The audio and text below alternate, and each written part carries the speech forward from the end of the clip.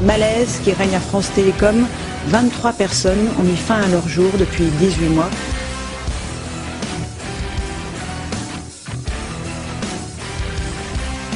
Procès SFR et Téléperformance. Vendredi 10 mars dernier, la Cour d'appel de Toulouse a confirmé la condamnation des entreprises pour licenciement abusif et collusion frauduleuse.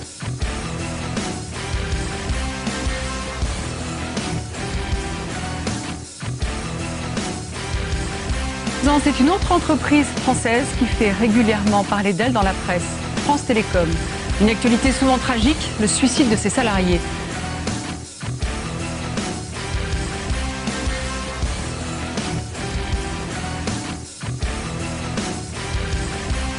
Salut à tous! Une fois de plus cette semaine, c'est Free Mobile qui fait l'actualité, et pas en bien malheureusement, puisque les pannes à répétition, les difficultés se multiplient pour le nouvel opérateur. On fait le point.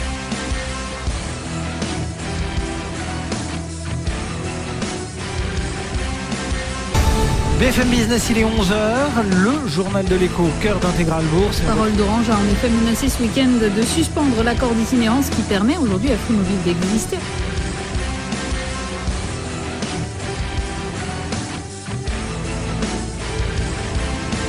Des pannes successives qui font qu'on ne peut plus passer de coups de fil, ou on ne peut plus se connecter à Internet. Il y a des retards aussi dans les envois et les réceptions de SMS.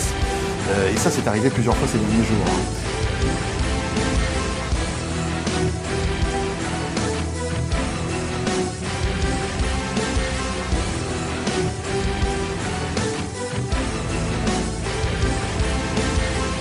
L'audience a eu lieu en février dernier.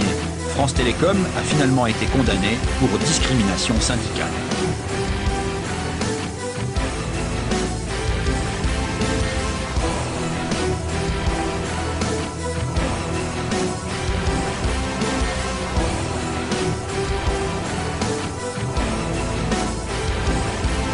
Stéphanie Valette est salariée de France Télécom. Elle a saisi le tribunal contre son employeur au motif de discrimination, harcèlement moral et résiliation judiciaire de contrat de travail.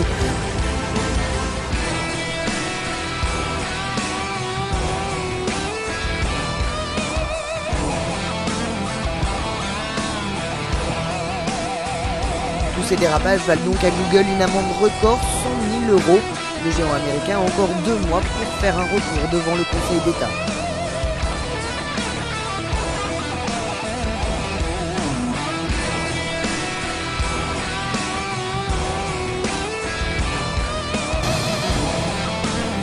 100 000 € d'amende, 40 000 € de dommages-intérêts. Le fournisseur d'accès à Internet Free a été condamné par le tribunal correctionnel de Paris pour pratiques commerciales trompeuses.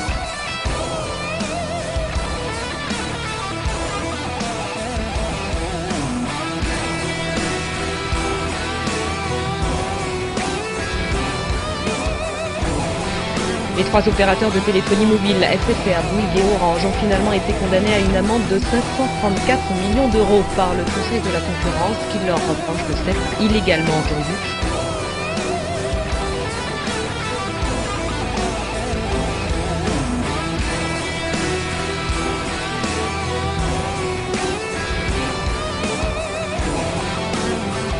€, c'est la somme que Numéricable devra verser à ses clients mécontents.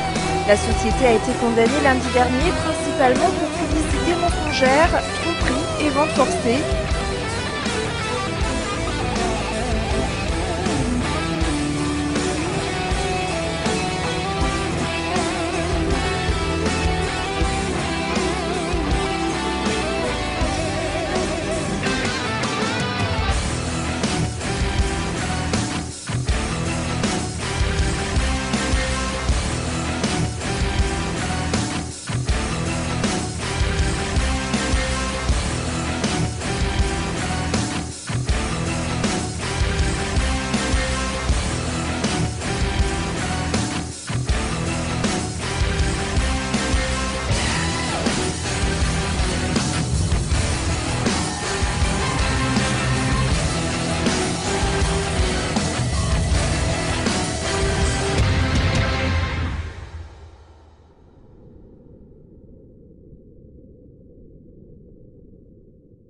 suis l'avocate conseil à l'échelle mondiale de la société et je suis vice-présidente monde et conseillère générale de la société.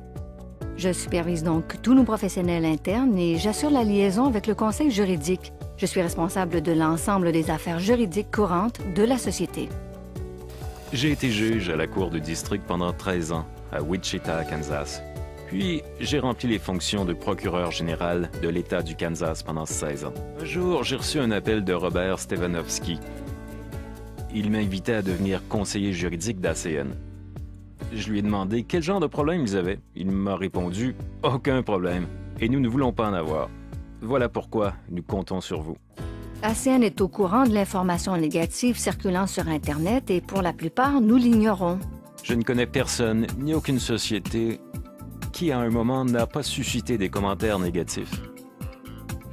On ne peut pas y faire grand-chose. Par contre, il suffit de voir notre bilan. ACN a toujours très bien su se conformer à la loi. Une structure pyramidale, c'est quand on est payé pour recruter.